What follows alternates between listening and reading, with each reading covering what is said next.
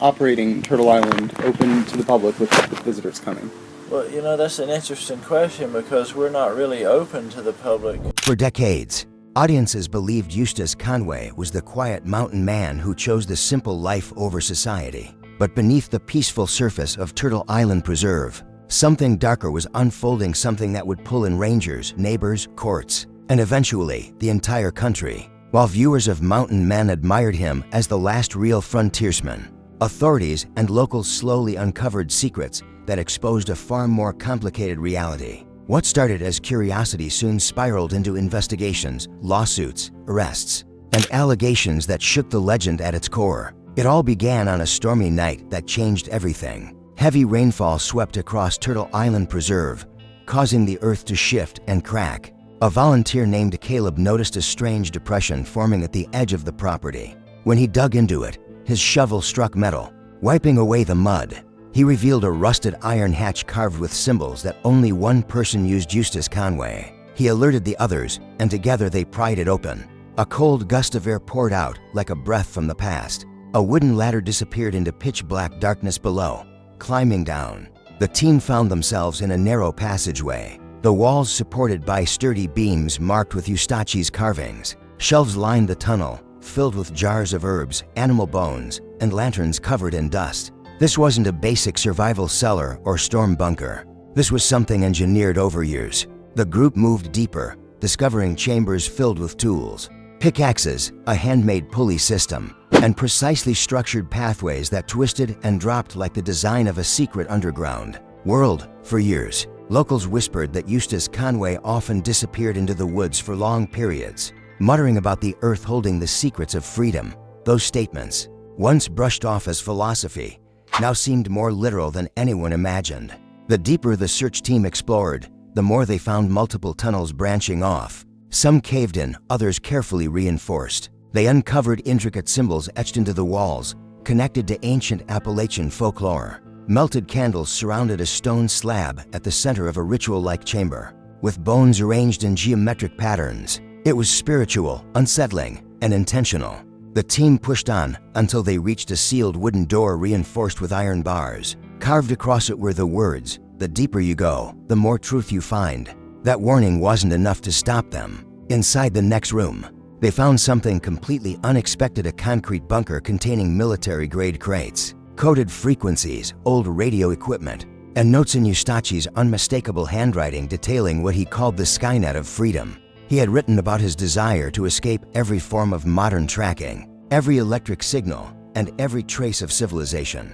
Even more shocking were the markings on the crates: U.S. Department of the Interior, 1964. This suggested that the underground network might have existed long before Eustace took ownership of the land. And when they followed a freshly cut tunnel sloping downward, it ended near the Watauga River, the place Eustace often referred to as his freedom line. It was a perfectly planned escape route carved straight into nature, within another hidden chamber. The group found journals, handwritten letters, and coordinates pointing to sections of the Appalachian foothills. Archaeologists later discovered that the entire tunnel system formed the shape of a massive tree. Beneath Turtle Island, each chamber symbolizing an aspect of life, memory, survival, and knowledge. In his journals, Eustace called them the roots of freedom. To him, the tunnels weren't built to flee from the world, they were built as a message to it. Once the underground labyrinth beneath Turtle Island Preserve became public knowledge, everything Eustace Conway built above the surface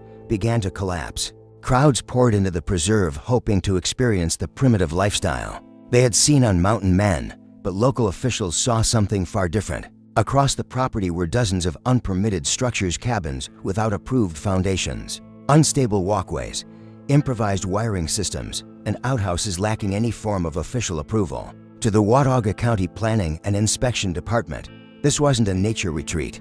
It was a safety hazard waiting to erupt. It didn't take long before the county issued a devastating order. Turtle Island Preserve was to be shut down immediately due to health and safety violations. Officials gave Eustace Conway 3 simple choices: bring every building up to the minimum state code, hire experts to certify they already met regulations, or tear them all down. In a move that shocked many, Eustace refused every option. His rejection triggered a full-scale investigation that exposed even deeper problems. Inspectors found structure after structure built from wood milled on site, instead of the graded lumber legally required. They discovered solar panels wired incorrectly, creating a fire hazard. The micro-hydroelectric system installed by students from Appalachian State University fell short of regulation standards. Several buildings were deemed structurally unsound, and an expert issued a chilling report recommending evacuation of the property to protect interns and visitors from potential collapse. What made the investigation even more suspicious was how it started. Authorities revealed that the entire crackdown began with an anonymous phone call. A week later, they received an unmarked envelope containing a detailed, color-coded map of Turtle Island Preserve. The map identified every building, every trail, every unpermitted structure. Whoever sent it knew the land intimately. Someone who had been there. Someone Eustace once trusted. Rumors spread quickly, and paranoia around Turtle Island only grew.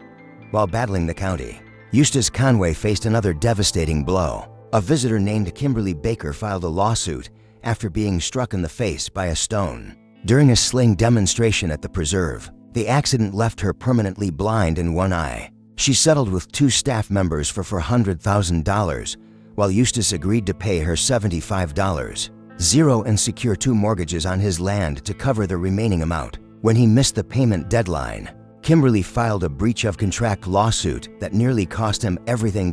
In the span of months, Eustace Conway's world began collapsing from every direction: legal battles, financial pressure, and betrayal from someone close enough to map his land. And for the first time, the mountain man who lived beyond the reach of society found himself cornered by it. With legal fees rising and land at risk, Eustace grew more frustrated, but his contract with the History Channel prevented him from publicly discussing the details. When speaking to author Elizabeth Gilbert, he admitted he often played the role of the wild mountain man because fans expected it, and the channel needed drama. His words revealed a man torn between authenticity and performance.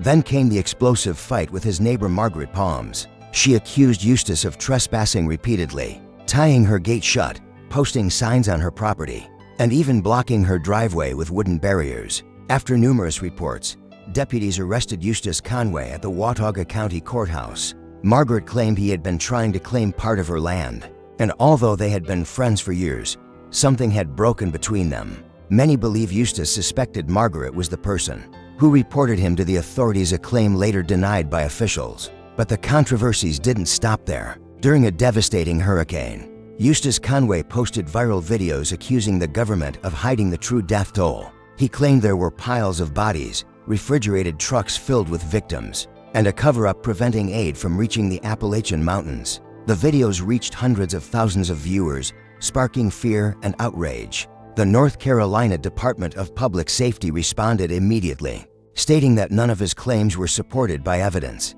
and that no inflated fatality numbers existed. Despite pressure from officials and community leaders, Eustace refused to retract his statements. To some, Eustace Conway became a hero and unshakable figure willing to challenge institutions and speak truths. Others were too afraid to voice. His bold accusations during the hurricane crisis positioned him as a man standing against powerful systems, earning admiration from those who believed he was exposing hidden realities. But to others, his behavior was dangerous, even reckless. They saw his claims as misinformation that fueled panic during a time when clarity was most needed.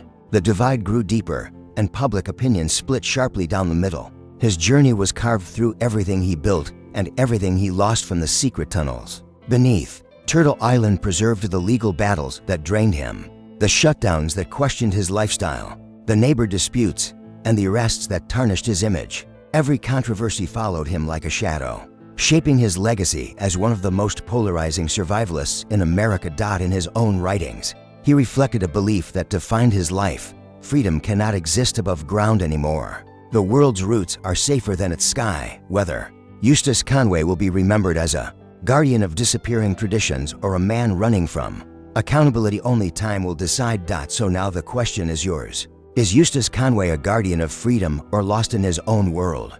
Drop your thoughts below, like, share, and subscribe for more untold stories. Thanks for watching.